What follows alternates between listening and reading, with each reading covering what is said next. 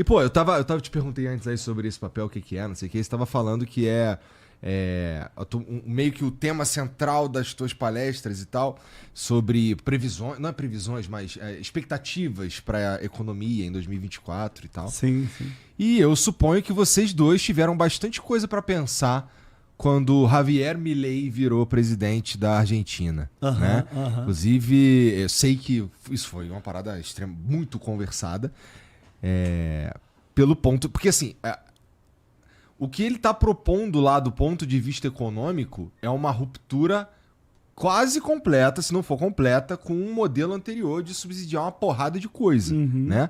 Então, e vários efeitos acontecem quando você meio que tira um pilar da coisa, né? Em que vocês acham que, assim, o que está acontecendo lá, como é que isso impacta o Brasil? Qual que é a relação direta, se é que...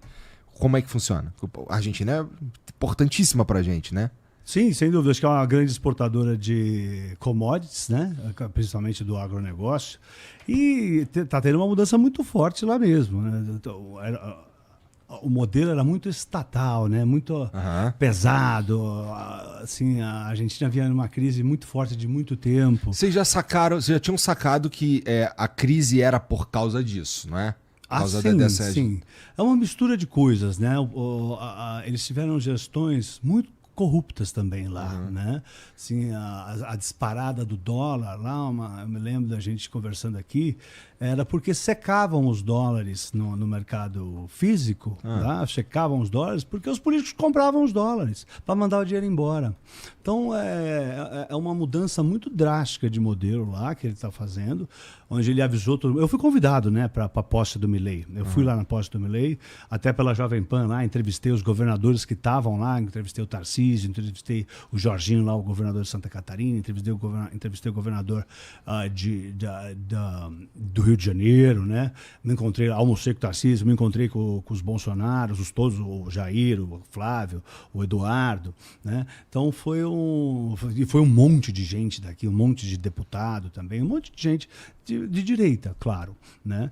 E você já sentia lá um clima bem positivo, o pessoal bem animado com a chegada, mas, ao mesmo tempo, um clima um pouco receoso, né? Por quê? Porque o remédio é muito amargo, o que eles vão precisar tomar. O povo vai se fuder um tanto aí, muito, muito, né? Essa foi exatamente a pergunta que eu fiz para os governadores. O que você acha da relação Brasil-Argentina a partir de agora com o Javier Milei?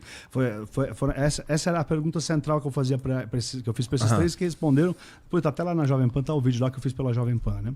E os três animados, né? Dizendo assim, a Argentina é um grande parceiro, a gente faz muitos negócios, principalmente não só tem de automóveis, tem, né, na indústria automobilística, na indústria agropecuária, você também tem outros tipos de indústria de alimento, tem um pouco também de varejo também, algumas coisas que, sei lá, de vestuário, tem negócio, né? Por mais que a economia estava muito sofrida, tem bastante negócio. Então, eu acho assim, a Argentina é um parceiro comercial muito importante para o Brasil. É vizinho, né? Tem a possibilidade agora que a gente está enxergando do PIB voltar a crescer. Então, para o Brasil, eu acho que é positivo o que está acontecendo lá. Você acha que vai dar certo? Eu torço muito para dar certo. Olha, não é meio drástico? Primeiro fazer a seguinte análise. Tem um economista, esqueci, estou tentando lembrar na memória quem é, que fala assim, olha, quando o governo se intromete muito, que é o que acontecia na Argentina, é mais ou menos igual bebida. No começo é bom, quando você bebe um pouquinho. É o Friedman. Provavelmente é o Friedman. Ele fala assim, no começo é bom, mas depois os efeitos de médio e de longo prazo são perigosos, para ficar alcoólatra. E quando você faz o inverso, você pega um alcoólatra ou alguém que seja viciado em qualquer outra droga e retira, no começo é muito ruim. No começo ele fica pior do que ele estava. Sim. E depois ele vai... Os benefícios vêm depois. Vem os benefícios. Então acho que passa por isso, né? Saiu, acho que ontem ou hoje, a inflação argentina de janeiro, 20% de inflação. Aí você fala, é bom? Não, é péssimo 20%. Mas eles estavam com 25%. em dezembro. No acumulado dos últimos 12 meses, deu 254%. Então, eles vão fazer isso. Então, acho que, sim, a sinalização é boa. Mas, como tudo que é política, e eu entendo pouco, talvez vocês provavelmente entendem mais do que eu, existe uma coisa também do discurso e da prática. Por exemplo, ele falou que ia dolarizar a economia argentina. Que assim, acabar com o peso, ia ser dólar, não vai fazer isso. Mas se fizesse, é muito difícil, porque aí você perde todo o poder de política monetária, de Não taxa. parece muito inteligente. É complicado. Né? Perde menos controle, na verdade. Complicado. Ele perde controle. É muito complicado um país do tamanho da Argentina fazer isso, porque alguém começa a citar, mas tem El Salvador, não sei o que. Mas a Argentina não é uma economia pequena, é uma população grande. A área da Argentina também é uma área grande. Agora, eu acho que tem ideias boas. Ele tende a ser um economista mais ortodoxo, né? Porque direita e esquerda é um termo usado muito em política. Em economia não existe muito direita e esquerda. Existe assim, você é ortodoxo ou você é heterodoxo. Eu me considero economista ortodoxo. Por quê? Porque eu estudei nas faculdades que são as mainstreams, e basicamente você usa método estatístico, você usa método empírico para validar ou não suas hipóteses. Tem vários trabalhos nessas faculdades mainstream que são consideradas de esquerda. Por exemplo, desigualdade entre homem e mulher no mercado de trabalho. O prêmio Nobel do ano passado é mainstream, ortodoxo e de esquerda. Política de transferência de renda também. Agora, o que eu acho que é interessante do presidente da Argentina é que ele procura um viés ortodoxo. O que a gente via lá atrás, eles fazendo tabelar preço, aumentar gasto público. Aqui no Brasil a gente vê isso, um aumento de gasto público, algumas maluquices. O problema não é ser de esquerda. Não é esse o problema. O problema é que não tem respaldo na literatura. Você está fazendo um negócio que ou é comprovado que não funciona, como o tabelamento de preços, ou não existe fundamentação para isso. Nenhum país na história fez isso e deu certo. Então, a minha briga é muito mais quando o cara inventa algo que está fora do manual das boas práticas de economia do que é uma política de esquerda ou direita. Por exemplo, o Bolsa Família, eu não sou contra o Bolsa Família. Tem uma desigualdade, ele tem uma função lá. Agora, o governo ficar sistematicamente gastando mais do que ganha, achando que vai tributar horrores e que isso vai resolver o problema, isso aí contra os princípios econômicos. Não existe validação disso daí. Então, o problema está na heterodoxia. Não está no ser mais esquerda ou mais direita, porque todo mundo que é economista ou que gosta dos assuntos, o Brasil tem desigualdade. Não vai falar que a mesma chance. Meu filho, que estuda numa escola particular, cara, aqui em São Paulo, tem a mesma chance de arrumar emprego do que alguém que nasceu na favela. Ninguém acha que é razoável eles brigarem no mercado de trabalho. Então, quer dizer, a gente tem que fazer o cara lá ter condições de lutar. Mas como que a gente faz isso? Aí que vem o porém. Os economistas ortodoxos falam assim, o governo tem que ser pequeno, ele tem que cuidar da educação, ele tem que cuidar da segurança, ele tem que cuidar da saúde, e alguns falam do transporte. Caras que são mais heterodoxos falam, não, a gente tem que ter empreiteira, a gente tem que ter empresa de água, de luz, 400 estatais. Então, existe uma visão, mas assim, que ninguém... Qual que é a visão mais comum? É mais comum que o Estado seja gigante, né? Em quê? Assim, se a gente for olhar pro planeta Terra, Os países que vão melhor, eu acho que assim, existem algumas empresas que é necessário que o Estado faça, que não é possível a gente fazer, não é possível que a livre concorrência ajude o mercado livre.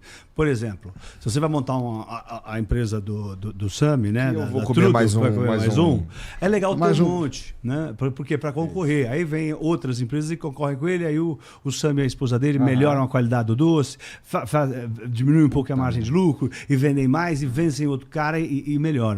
Mas se você vai fazer uma empresa de saneamento básico, se você tiver 75 Sabesps aqui, vão falir todas. É preciso ter o monopólio. Então, né, algumas empresas têm que ser monopólio. E aí o Estado tem que intervir. Né, o que eles chamam, sei lá, de bem comum. Né, você vê, luz pública. Né, se você bota um poste aqui, se eu botar um poste na porta da minha casa, vai iluminar a rua inteira.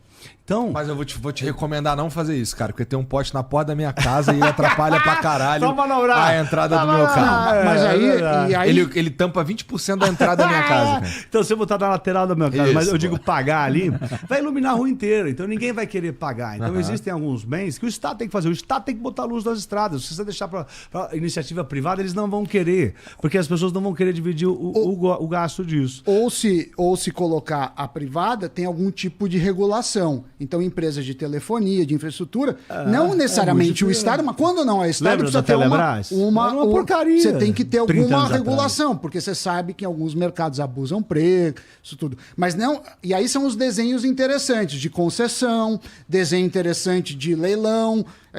Você tem vários modelos. E aí uma o Estado área entra para regular, porque é preciso. Uma área da economia, tem um cara famoso lá, o Tiroli, que é francês, também. Um cara muito, muito conceituado, ele estuda só teoria dos contratos. Como eu faço os contratos disso? A questão é, você quer endereçar um problema, uma política pública, estude a literatura. Quem fez isso, quem deu certo, quem não deu certo isso. Esse é o básico. O que não dá para aceitar e o que me deixa muito, muito irritado é quando o cara ele acha porque o Brasil é diferente, aqui não vai funcionar, porque aí é uma desculpa que não aplica a lugar nenhum. Você vai no médico e fala, tô com dor de garganta. Aí o médico fala, não, dor de garganta, examina lá, isso é fácil. Anti-inflamatório, se não melhorar, antibiótico. Fala, não é, porque a minha garganta não é igual a dos outros. Então vira um papo de maluco, porque aí, se cada caso é um caso, nada funciona. E claro, se acerta sempre, não. Mas você sabe que a probabilidade de acertar é maior quando você pega algo respaldado por dados, com método científico. Porque quando você faz economia, você fala assim, eu quero saber, por exemplo, que que o Bolsa Família resultou em qualidade de vida. Uma das coisas que o economista faz quando ele trabalha numericamente, que é o meu caso, é na linha que eu estudo, ele tem que provar que o que melhorou a qualidade de vida foi isso e não foi um fator externo. Por exemplo, teve uma Copa do Mundo, aí um monte de gringo veio aqui e gastou dinheiro que não tem nada a ver com Bolsa Família e melhorou. Você tem que provar que foi que a causa foi A e não foi B e não foi C. A gente chama isso, que nem médico faz teste duplo cego, sei lá, a gente faz os grupos de controle. Então existe método disso, existe uma ciência bem estabelecida e você tem os pares para validar como qualquer coisa, como existe em medicina, como existe na física, como existe em várias coisas. E eu acho que a gente peca muito por achar que tudo é diferente e que a gente vai ter uma canetada que vai resolver o país. E voltando para a Argentina, né, que a gente estava falando, corroborando, né, que o Sam me falou, assim, o ministro da Economia da Argentina veio aqui deu uma palestra aqui no Brasil semana passada, né, para um evento de investidores que teve, né, no começo da semana passada. Luiz Caputo ele chama. E alertando muito sobre o rombo fiscal que tem lá, e dizendo assim, nosso principal foco aqui é o rombo fiscal, é isso que a gente está buscando, né? E sim, ele fez algumas propostas eleitoreiras, né? De, sei lá, dolarizar a economia, acabar com o Banco Central, porque não precisa mais, não vai ter mais moeda, porque eles não tinham dinheiro, não tem dinheiro para imprimir moeda. Você sabe que quem imprime o dinheiro argentino é o Brasil. O Brasil manda 1 bilhão de notas de pesos para lá por ano. Cara, eu não sabia não. Eles não têm dinheiro nem para imprimir, não tinham até, eles ainda estão duros, né? Ainda estão muito difíceis lá. Mas eles não tinham dinheiro nem para imprimir o dinheiro. O nosso Banco Central imprime o dinheiro e manda para eles. Eles falaram, vamos dolarizar a economia, acabar com o Banco Central, mas isso talvez sejam propostas eleitoreiras, até para que eles... Né, ou seja, eles chegam lá e talvez pensem, cara, não dá para fazer isso. O Banco Central, na verdade, não só imprime nota, ele também regulariza os bancos. Então, alguém tem que supervisionar os bancos, é o órgão que supervisiona os bancos. Então, claro que às vezes você faz algumas propostas a mais ali nas eleições, mas você chega lá, eu estou vendo eles tomarem as medidas com muita consciência. Então, eu torço muito pela Argentina, espero que funcione, acho que o caminho que eles estão tomando não é um caminho errado, né? Não acho errado o que eles estão fazendo, focar em controlar despesas, focar em diminuir custos, né? Tem um ditado que diz que custo é igual a unha, tem que cortar todo mês. Então, todas têm que ir atrás de cortar custos, né? E essa é uma maneira de você manter o equilíbrio fiscal. E o equilíbrio fiscal é o que faz o resto do mundo olhar para você com responsabilidade, com seriedade, né? Você traz grana também, né? Claro, porque você é uma pessoa responsável, você é uma casa responsável, você é um país sério, que não está estourando dinheiro, e aí isso não vai desvalorizar a sua moeda. Em quanto tempo tu acha que o Javier Milei precisa para alcançar esse patamar aí da galera pôr dinheiro? Eu acho que no final do mandato dele, a Argentina já vai estar, espero eu, num patamar bem mais... passando responsabilidade para o resto do planeta. Porque eles estavam indo para um caminho sem fim. Eles iam bater de Kombi pegando fogo a 200 por hora no muro. Ia morrer todo mundo, né? Assim, a miséria lá está muito forte. Assim, era um povo muito culto. Tá todo mundo muito... A ignorância reina na classe baixa agora. Antigamente, até as pessoas de classe baixa tinham cultura, tinham conhecimento, sabiam matemática, sabiam falar bem espanhol. Agora a ignorância está muito forte lá. Então, é aquilo que você falou. É um remédio muito amargo que eles têm que tomar para tentar dar uma guinada no que está acontecendo lá. Você tem que frear o carro desgovernado, parar o carro, manobrar o carro e ir para outra direção. É uma coisa tão simples, mas... Eu acho que eles estão tomando as medidas corretas e torço muito por eles. Tomara que dê tudo certo. Pois mas é um experimento muito interessante que está acontecendo bem aqui do lado, que a gente vai conseguir acompanhar bem de perto o resultado desse choque que está rolando lá agora. E vai ser muito interessante qualquer um dos resultados, dando certo ou dando errado. Por quê? Porque meio que vai ser pauta... Sem dúvida. Aqui no Brasil, essa porra, assim. Tá vendo que, tentaram fazer isso aí lá, não deu certo. Ou, tá vendo como deu certo? Exato. Mas já teve uma tentativa lá com o Macri. O Macri tinha uma visão liberal, foi eleito liberal, mas teve o seguinte problema. Sim. Como qualquer política liberal, e a gente estava falando disso, demora para surtir efeito. E a população não aguentou. Quando começaram a pressionar ele, começou a fazer os mesmos erros do que ele criticava, que é tabelar preço, aumentar gasto público, aumentar salário de funcionário público para ganhar base, e aí ficaram falando lá, a medida liberal deu errado, vocês querem que seja disso? Então, mas ele também não teve coragem de fazer o que o Milei fez. Né? O que o Milei fez é muita coragem, né? Porque logo em seguida já teve as paralisações, tentaram parar a Argentina e não surtiu muito efeito, não. Teve ali na Plaza de Maio, lá ficou o pessoal ali, mas foi rapidinho. O povo tá querendo. Isso que é importante lá, né? Não sei se você tem essa impressão, Sônia. Vocês têm mesmo essa impressão? O que acontece? Eu tô perguntando numa boa, porque vocês sabem muito mais do que eu nesse sentido.